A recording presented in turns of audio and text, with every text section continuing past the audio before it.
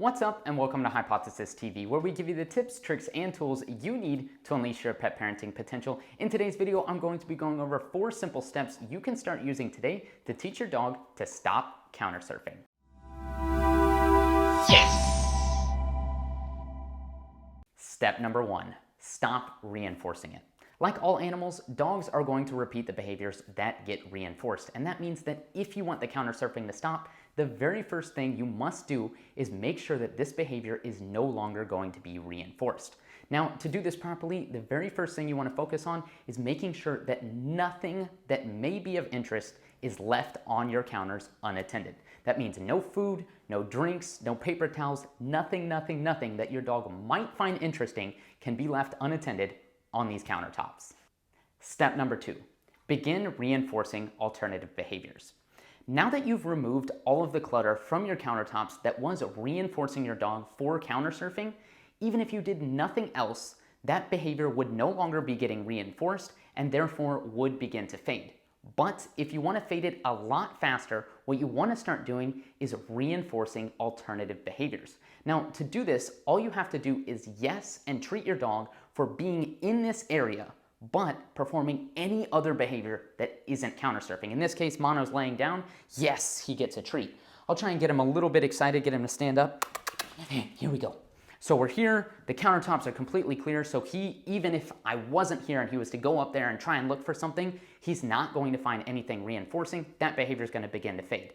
Yes, he offered me a nice sit in this area. At this point, even if I move over here, I'm kind of doing anything, he looks at the countertop, looks back at me, yes, good job. If I'm hanging out here and he gets bored, turns, walks away from the counter, I will yes and treat literally anything that is not counter surfing. Step number 3, increase the difficulty. Now that your dog is willingly performing some desired behaviors in the area of the countertops, you can begin to increase the difficulty a bit by taking something that is tempting to them and putting it up on the countertop. So I'm gonna take this exciting little treat toy here, try and get him excited about it. What's this, buddy? What's this? What's that? Okay, and then I'm gonna set it up on the countertop. Now it's up here, and now I'm gonna repeat step 2. Yes, I treat him for looking at it but not going up there. I'm laser focused on him. He gives me anything that's not going up there, he gets a yes. Yes, good job. So he's just staring at me, he gets a yes, turns away from the ball, yes, good job. I'm just gonna sit here and reinforce him for everything that isn't going for that ball because I know he knows it's full of treats and he really wants it. When this is looking awesome, yes, and he's not going for it, then you want to start to increase the difficulty once again. So now I'm actually going to leave him here unattended with the ball and then yes and treat him before he makes the mistake of jumping up there while left unattended. So I head out, he can do whatever he wants, he chooses to follow me, yes, treat for being over here. I'm now out of the shot, I'm out of the room, he's doing exactly what he should be, which is hanging out near me. If he starts to wander back over to the room, no problem, I'll try and even tempt him to it. So I'm gonna make it super exciting. What's this? Put it right back up here. I leave the room, he's free to do whatever he wants. Yes, makes the right decision of following me.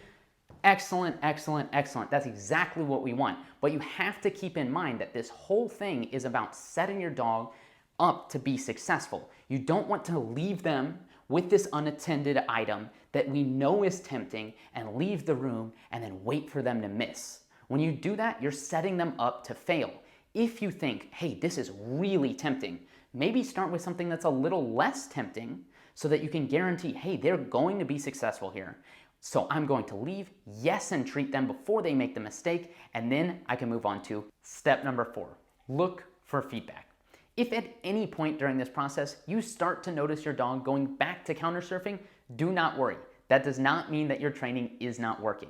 It simply means that you have made the game a little too difficult and that you need to go back a couple of steps in your training to make sure you repeat more successful repetitions where your dog is not counter surfing and instead is offering those preferred behaviors, and then you can move on to the next progression. And I promise you guys, if you do that, you make sure that you are no longer reinforcing them for counter surfing by leaving all kinds of stuff up here for them to find, and you start reinforcing them for performing preferred alternative behaviors, you are going to very quickly notice that you can leave your dog unattended in a room with a counter full of all kind of awesome goodies, and they're going to be absolutely perfect.